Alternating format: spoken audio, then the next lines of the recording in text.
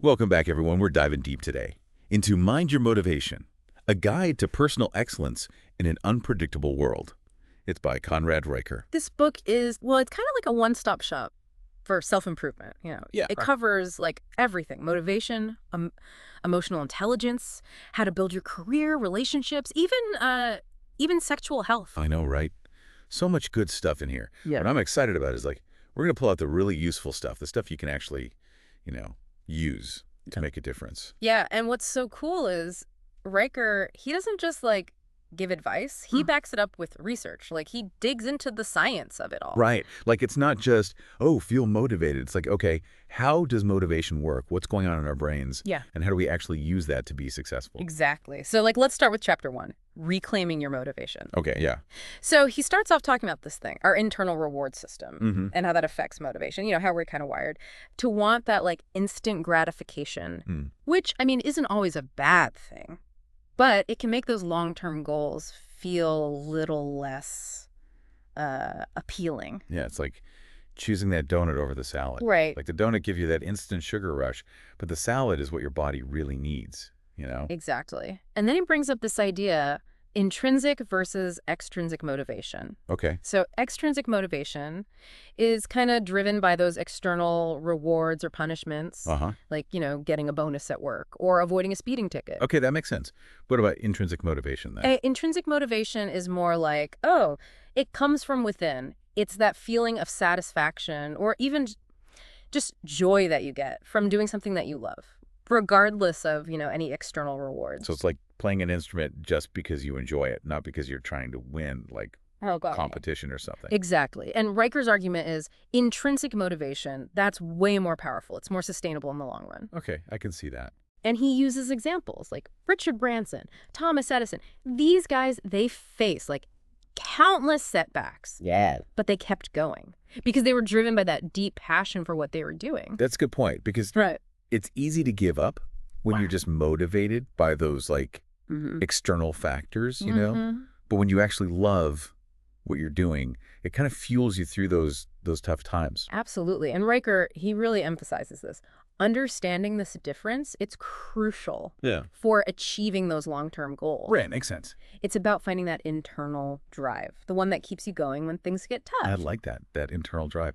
So that kind of leads us to habit formation, right? Yeah. Which Riker gets into next. Yeah. He explains how this thing, neuroplasticity, the brain's ability to change and adapt, plays a big role in forming habits. It's like, imagine every time you repeat an action, you're carving a path in your brain. Okay. And the more you do it, the deeper that path gets. And then it's just a way. It's like, okay, easier to follow that same route in the future. So if you're always Mm-hmm. reaching for your phone when you're bored, Yeah. you're kind of making that habit stronger, harder to resist the next time. Exactly. And the same goes for like positive habits too. The more you practice something like mindfulness or exercise, the easier it gets to make it a regular part of your life. So how do we break those bad habits? Well, Riker, he suggests like a combination of things: awareness, conscious effort, and substituting that bad behavior with something positive. Right. He gives the example of someone trying to quit smoking. Yeah. So instead of grabbing a cigarette when they're stressed, they might choose to take a few deep breaths or go for a walk. So it's about interrupting that automatic response Yeah. and consciously choosing a different path. Exactly. And that's where understanding neuroplasticity comes in. You're basically rewiring your brain by consistently choosing that new behavior. Okay, so rewiring our brains. Got it. Now let's jump to chapter 2, understanding your emotions.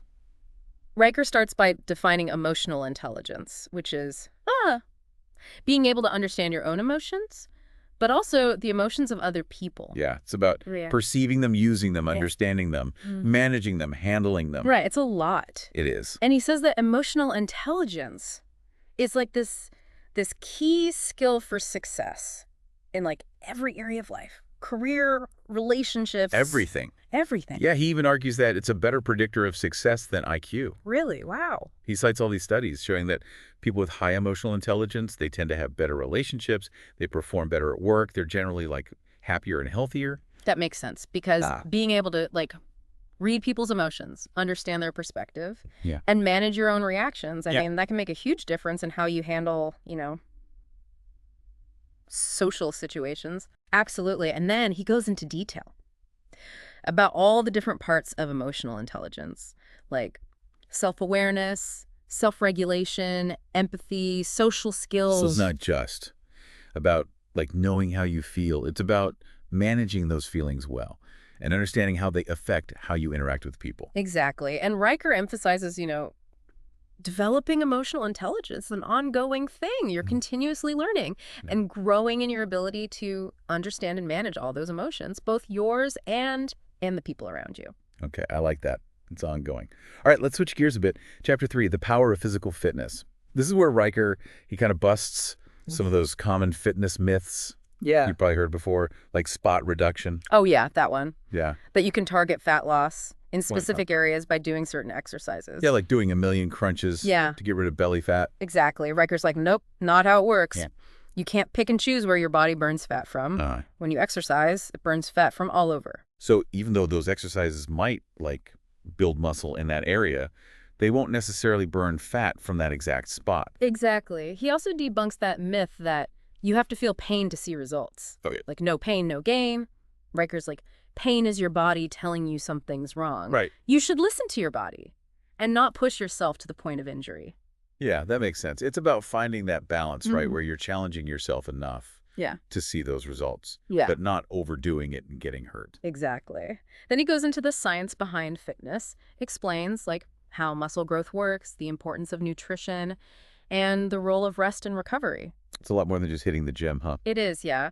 And Riker, he encourages readers, like, base your fitness journey on real information, not on those myths or quick fixes. Yeah, good advice. And he shares this story about his friend Mike, a software engineer who, like, totally transformed his body by understanding the science of fitness and applying it consistently. So knowledge is power, even when it comes to fitness. Absolutely. All right, let's move on to Chapter 5, Crafting Your Career. Oh, this is a good one. Yeah. Riker acknowledges that the job market, it's like constantly changing, and you might end up switching careers a few times throughout your life. Totally. He really stresses that. You got to align your career choices with, like, your own interests and skills, finding something you actually enjoy doing and are good at. Right. That makes a big difference. Yeah. He uses this example of his friend Jake, who left this like super lucrative tech job to pursue his passion for art and music. Wow. I think it's a good reminder that job satisfaction, it shouldn't be an afterthought. It's a key part of being happy and, feeling good overall. Absolutely. And Riker, he gives some like practical advice for navigating the job market. Okay, yeah, like what? Like tailoring your resume and cover letter to like specific job requirements, quantifying your accomplishments, and networking effectively. Oh, networking. Ugh. I know, right? But it's important. It is. He even gives tips for job interviews. Like researching the company beforehand, practicing, those common interview questions. Oh, yeah.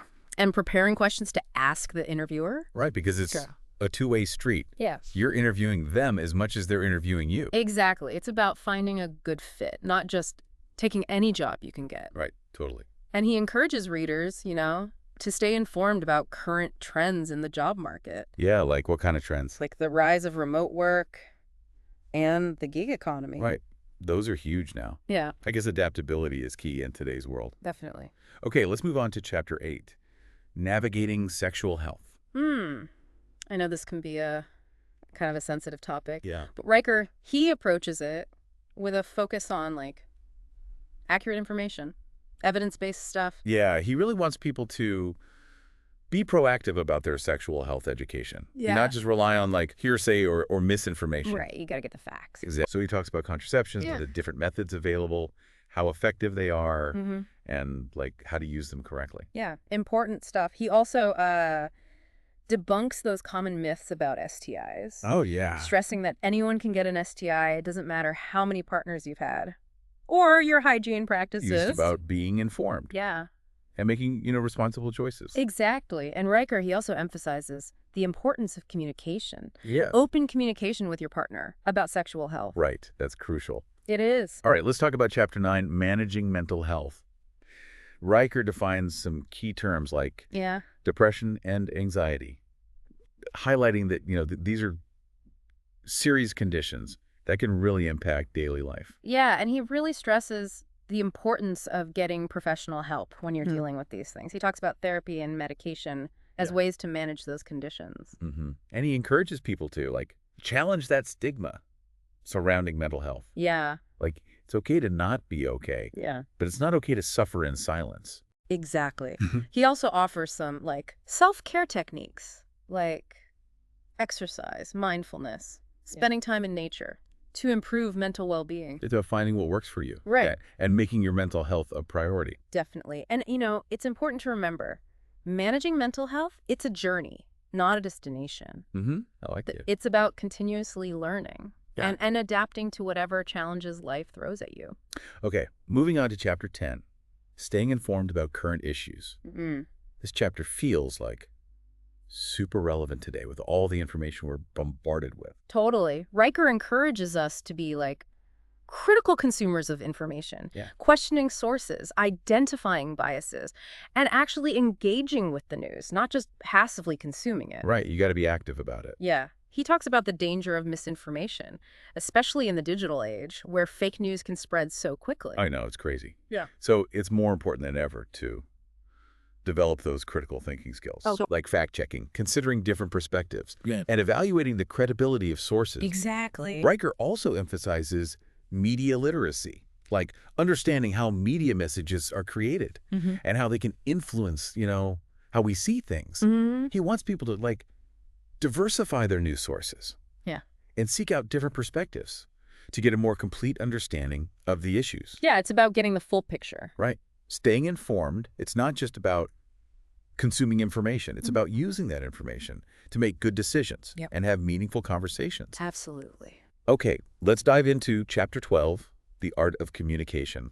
Riker gets into, like, the power of both verbal and nonverbal cues. Yeah, communication is like the foundation of everything. Right. For personal relationships, professional success, everything. He gives examples of, like, really powerful communicators. Like Steve Jobs, whose presentations were, like, legendary. Oh, yeah. And he points out, how miscommunication can lead to disaster, like during the Cold War. Right, high stakes. So it's all about clarity, choosing your words carefully, making sure your message gets across. Yeah. And it's not just about what we say, it's how we say it, right? Right.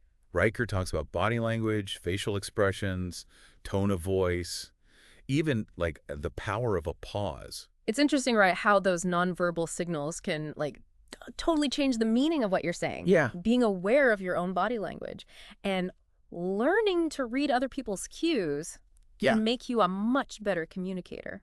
So how do we get better at that, at reading those nonverbal cues? Well, Riker, he emphasizes this thing called active listening. He considers it like the most important part of communicating well. Okay. It's about really focusing on what the other person is saying, not just waiting for your turn to talk. He even quotes Stephen Covey, who said, "Most people don't listen to understand, they listen to reply." Oh, that's so true. I'm definitely guilty of that sometimes. We get caught up in our own heads, thinking about what we're going to say next. We don't really hear what the other person's trying to tell us. It happens to everyone. So how do we become better active listeners then? Riker, he gets some good tips, like making eye contact, asking questions to clarify what they mean, and summarizing what you heard to make sure you understand. So it's about showing them that. Yeah. You actually care about what they have to say. Exactly. Okay, let's get into Chapter 14, The Science of Decision-Making.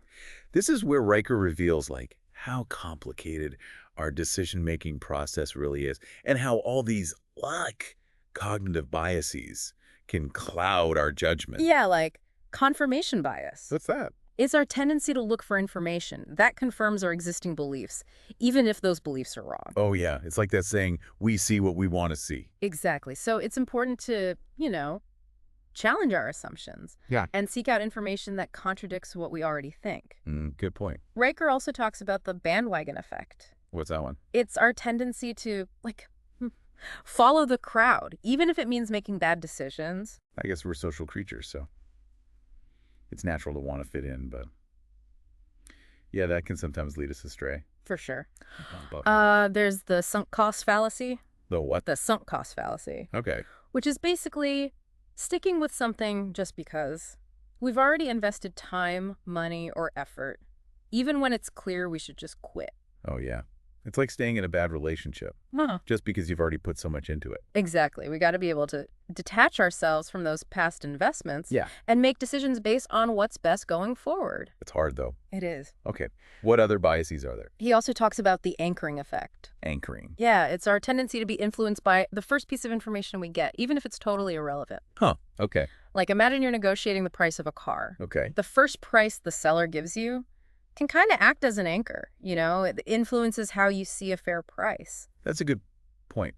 I guess it's important to, get information from different sources and not be swayed by those first impressions. Exactly. Understanding these biases can help us make better decisions. More rational ones. Yeah.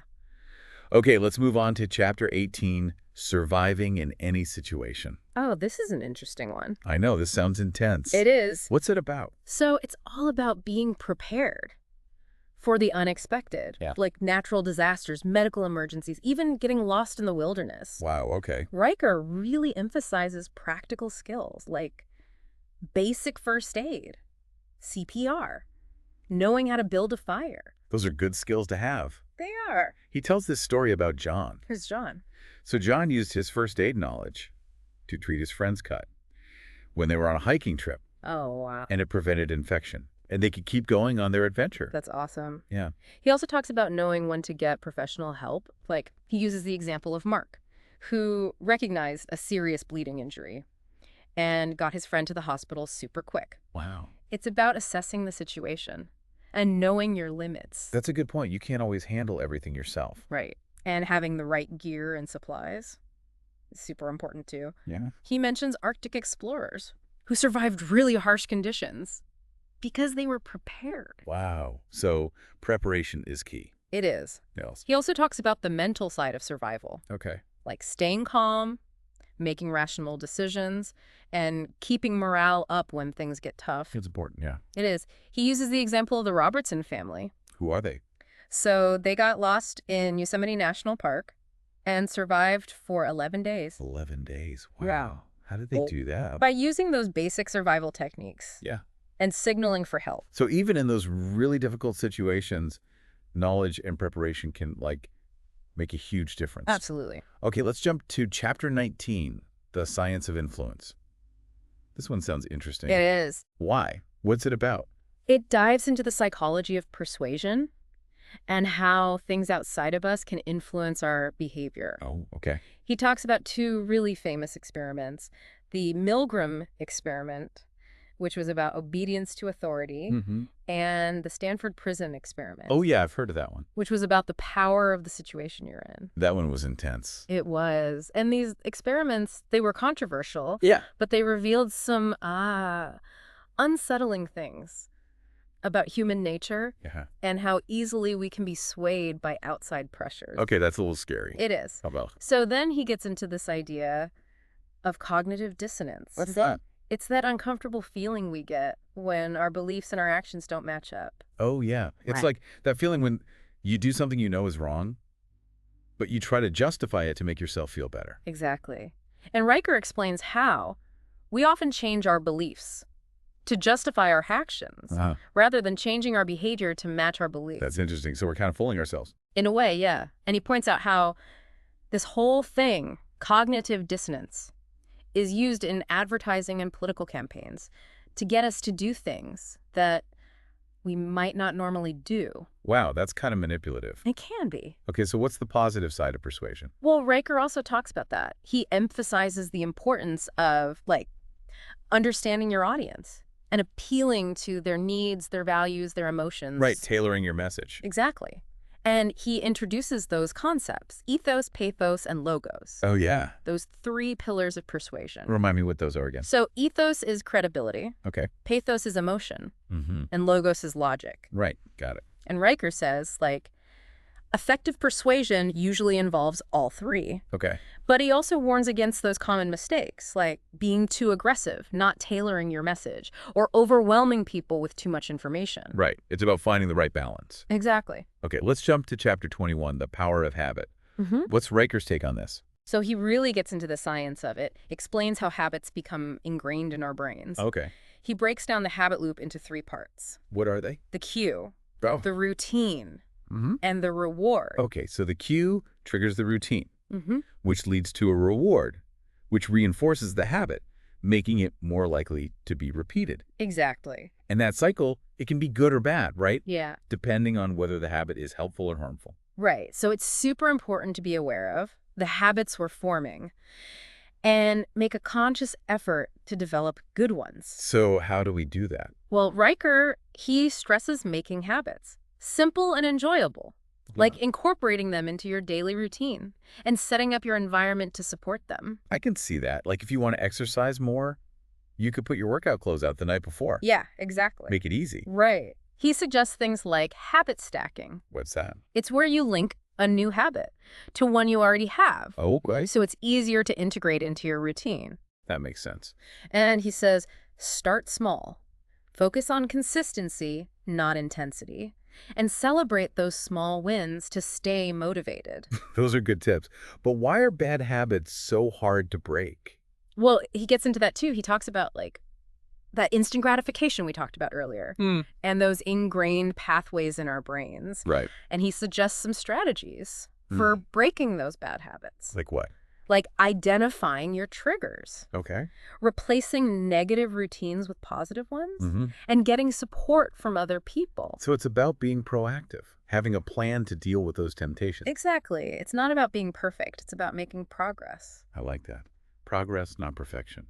Yeah. All right, let's move on to staying ahead of the curve in chapter 23. What does Riker say about this? So he starts off by acknowledging that, technology is changing so fast. Yeah. And it's important to adapt and evolve, to stay relevant. Totally. He gets into, the potential impact of artificial intelligence. Yeah. Both the good and the bad. Highlighting its role in automation, job Yeah. displacement, even the possibility of, super intelligent AI. That's pretty mind-blowing. I know AI is a big topic right now. It is. It raises a lot of questions. Yeah, some important ethical ones, too. Right. And Riker, he encourages readers to, think about those ethical implications and the potential risks that come with this technology. You got to be careful with it. We do. What else does he cover? He also explores blockchain technology. Okay. Explains how it could revolutionize industries like finance, supply chain management, even voting systems. Wow, that's a lot. It is. And he talks about those key features of blockchain, like decentralization and transparency, and how those could really impact our lives. Interesting. He even touches on quantum computing. Quantum computing, what's that? It's this, mind-boggling technology Okay. that could potentially solve problems that normal computers can't even handle. Wow, that's amazing. It is. And a little scary. Yeah. What does Riker say about it? So he explains how it could change fields like medicine, material science, cryptography, but he also acknowledges, the risks and ethical concerns. So with every new technology, there are both opportunities and challenges. Absolutely. What's Riker's overall message about technology? He stresses the need for adaptability and lifelong learning because the world's constantly being reshaped by technology. We got to keep up. We do. Okay, let's talk about investing in yourself in chapter 24. What's that all about? So Riker emphasizes that, personal growth isn't just about gaining knowledge. Right. It's about making an effort to improve in all areas of life. Right, it's holistic. Yeah, and he highlights, setting goals, making a plan, and taking action to achieve those goals. Makes sense. He wants people to, step outside their comfort zones, try new things, and embrace challenges as opportunities to grow. I like that. Challenges, opportunities. Then he dives into the importance of, investing in your physical health. Okay, yeah. Both for its own sake and because it positively affects other areas of your life. He says, find activities you enjoy and make exercise a regular thing. Right. And of course, he emphasizes good nutrition. That's important. He's not a fan of fad diets or quick fixes. Yeah, those never work. They don't. It's about making sustainable changes. To your eating habits. Exactly. He also talks about sleep. Oh, sleep is so important. It is. He outlines all the benefits of a good night's sleep. Like what? Like better cognitive function, Okay. mood regulation, physical health. I know. I feel so much better when I get enough sleep. Me too. And he gives some practical tips for improving sleep quality. Like what?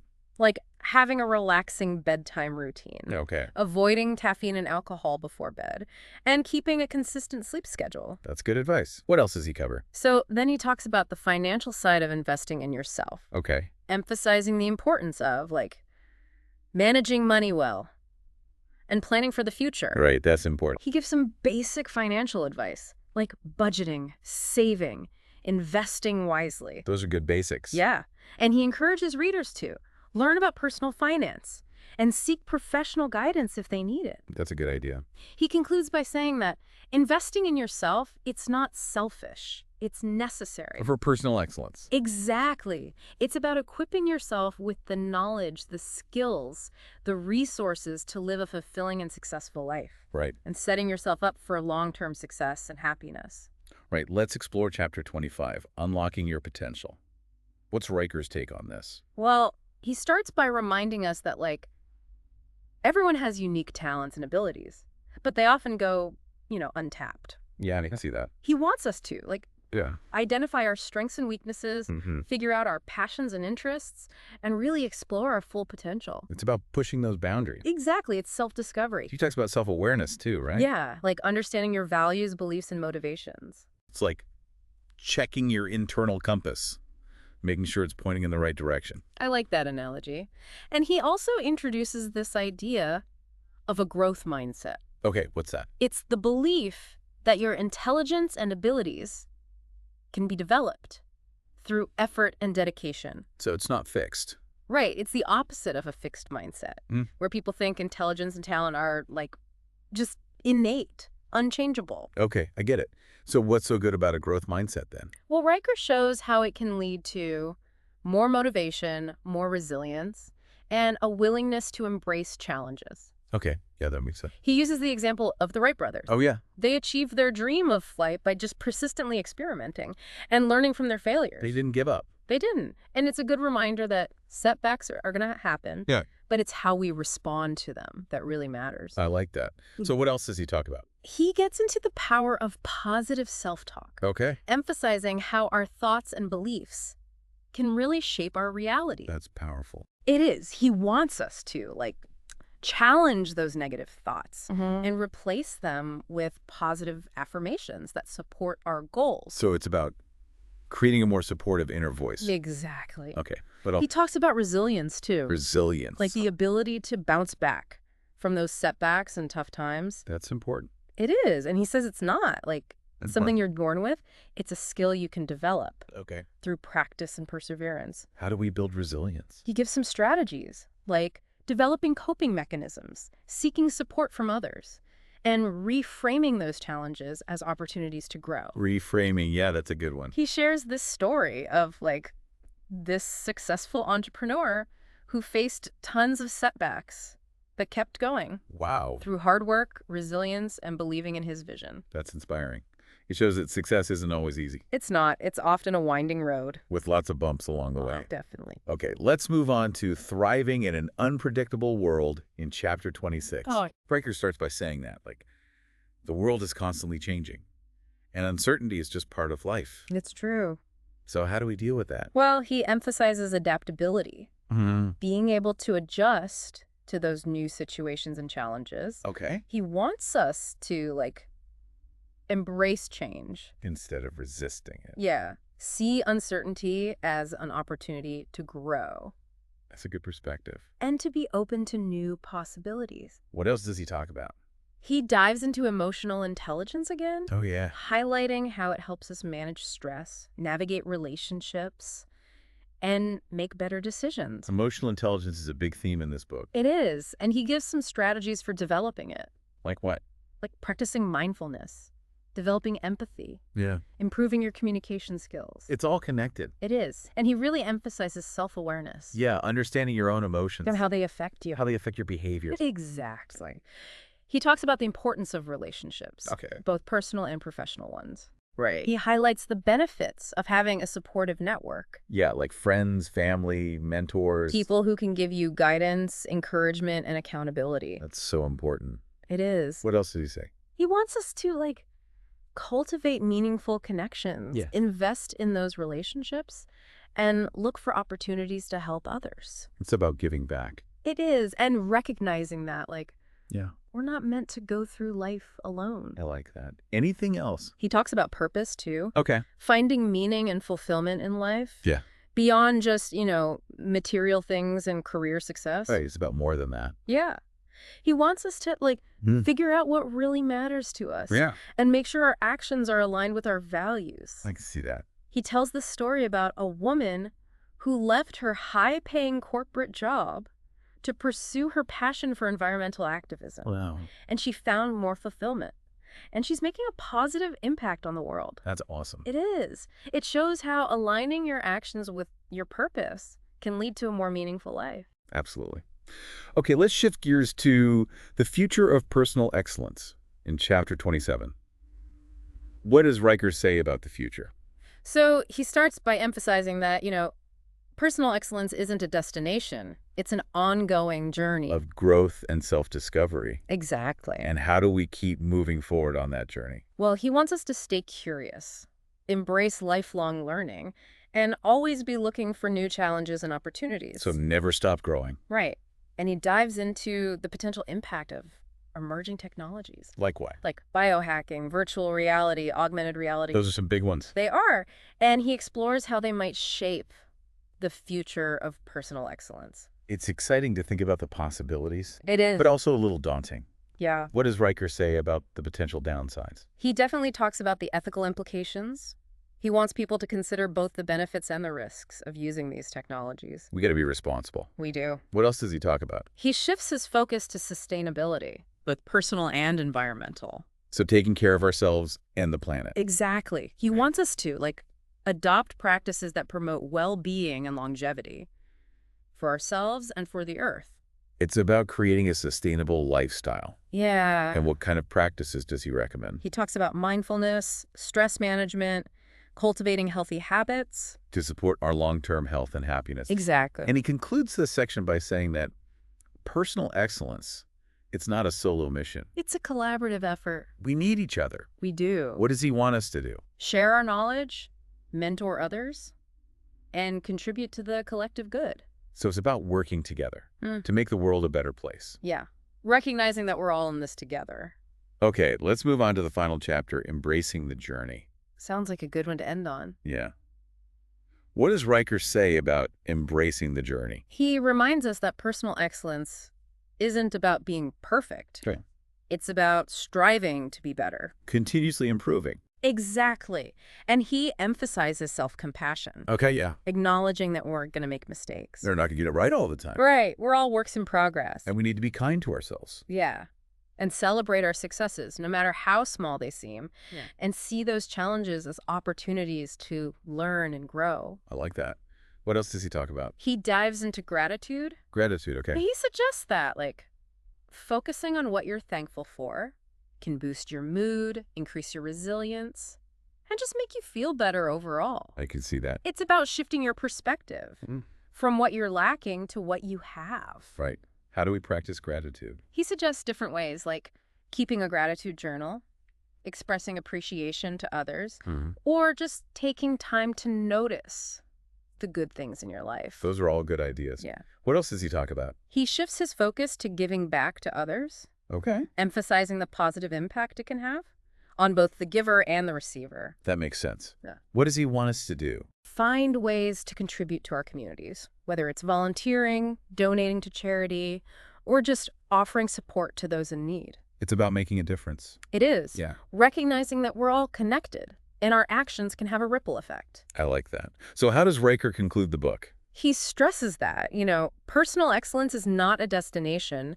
It's a journey, a lifelong pursuit of growth, learning, and fulfillment. It's ongoing. It is. And it's about embracing that journey, enjoying the ride, knowing that there's always more to learn and discover. Well, that's a great note to end on. As we wrap up our deep dive into Mind Your Motivation, I'm left thinking about this. If personal excellence is a journey, are we actively charting our course, or are we just drifting along and letting external forces dictate our direction? That's something for all of us to consider. Thanks for joining us on this deep dive, and we'll see you next time.